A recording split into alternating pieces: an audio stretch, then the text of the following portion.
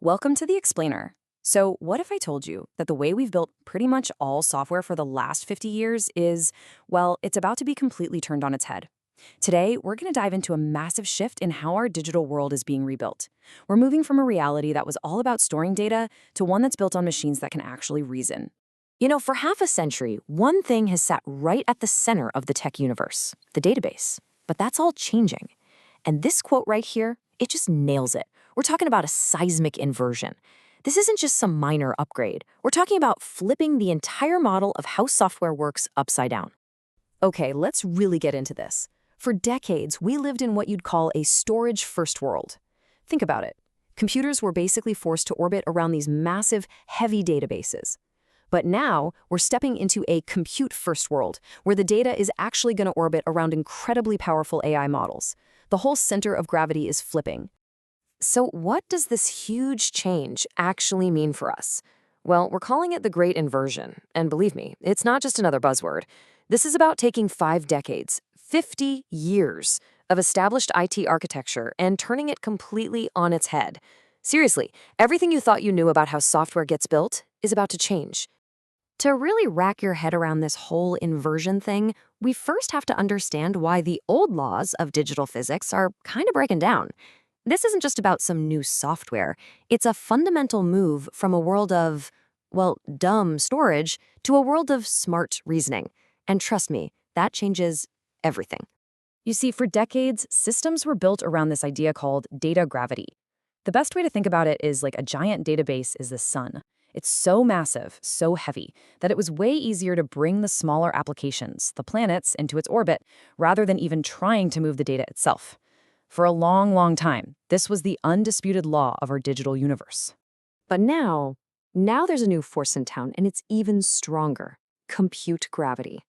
The sheer amount of processing power that an AI needs just to think is now the most valuable and scarce resource we have. So data isn't the sun anymore. The AI model running on these ridiculously powerful chips, that's the new center of the solar system. The planets are now pulling the sun into their orbit. This quote just puts it perfectly. We're moving from a world that valued what a system could simply remember, its ledger, to a world that values what a system can figure out, what it can synthesize, and what it can reason about, its brain. It's really the difference between a library and a scholar. And this isn't just a technical change, It's also deeply philosophical. A traditional database, it just stores things. A customer here, a product there. But an AI model, it understands the world as this complex web of interconnected facts and relationships. It doesn't just see the objects, it sees the context between them. It's like the difference between a list of ingredients and an actual recipe. So how does this new reality actually translate into a completely different way of building software? Let's take a look at what we're calling the new AI stack and meet some of the new players in this compute-first world. Okay, so instead of a rigid, predefined database query, an AI uses this flexible process called chain of thought. Think of it like this. You ask the AI a really complex question. It breaks it down, it forms a plan completely on the fly, it executes steps by calling different tools, and this is the amazing part, it can even reflect on its own work and correct itself if something goes wrong. It's literally like having a super smart assistant who can just think on their feet. This is really the difference between the old stored procedures and these new agent tools. It's kind of like the difference between a robot that can only follow a pre-programmed set of instructions and one that can actually learn, adapt, and use any tool it needs to get the job done. We're going from a dumb terminal to like a super-powered intern. Now this is where it gets really mind-blowing. This slide lays out the complete replacement of every single layer of the traditional software stack. I mean, just look at this. The user interface goes from a clunky GUI to just natural language. The application logic becomes a reasoning engine, and the database, well, that becomes a vector store or a knowledge graph for long-term memory. This isn't an evolution, folks. It's a revolution, a total paradigm shift. All right, with that new stack in mind, let's explore the most radical and, mind-bending part of this entire revolution. This is where we kind of step into the realm of science fiction, except it's happening right now.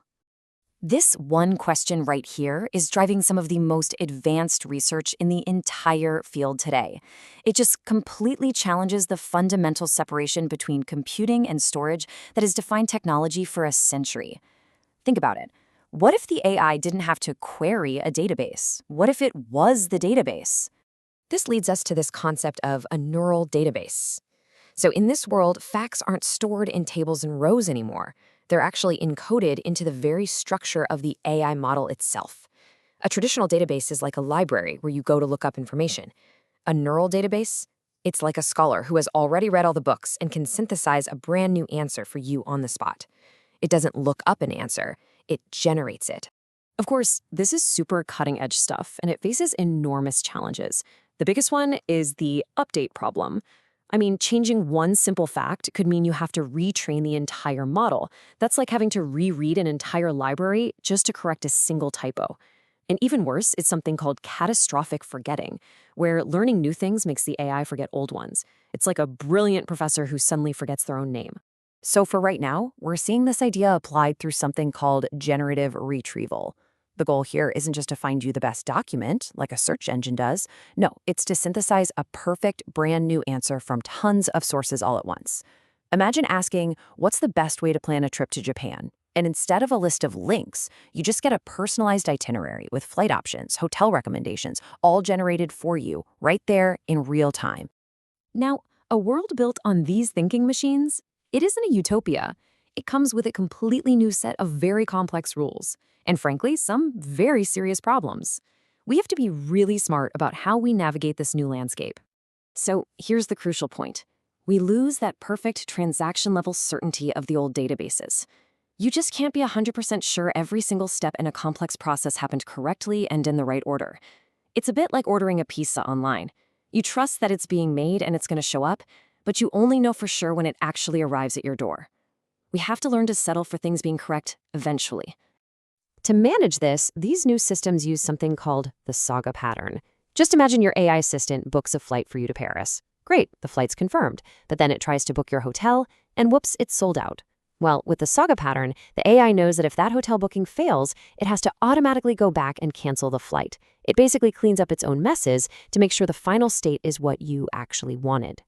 And this brings us to maybe the most dangerous new problem: hallucination as data corruption. If an AI just makes up a fact, let's say it claims a new drug is safe when it's absolutely not, and then it saves that to its memory, that lie becomes the new truth. And from then on, all future decisions will be based on that corrupted data, leading to this cascade of errors that could have absolutely devastating consequences.